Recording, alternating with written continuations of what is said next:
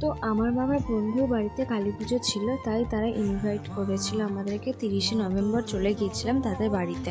গিয়ে দেখছিলাম আইসক্রিমের স্টল দিয়েছিল, ফুচকা স্টল দিয়েছিল, চা, ভেজ পকোড়া স্টল দিয়েছিল। খেতে খেতে দেখি ঠাকুর এসে গেছে। তারপর একটু ঠাকুর ভিডিও করে নিয়ে আমরা ভেজ পকোড়া খেলাম আর চায়েতে এত লাইন ছিল, চাটা প্রথমবার আমরা খেতে পারিনি, তো চাটা বেশ টেস্ট ছিল। তো এখানে ঠাকুরটা খুব সুন্দর হয়েছিল, ব্যাকগ্রাউন্ডটা এত সুন্দর সাজিয়ে ডেকোরেট করেছিল যে ভালো লাগছিল দেখতে।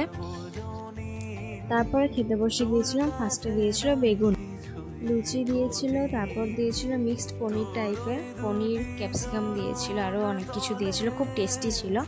তারপর দিয়েছিল আলুর দম, তারপর একটা রসগোল্লা দিয়েছিল, রসমালাই টাইপের মনে হয়, খুব সুন্দর খেতে ছিল।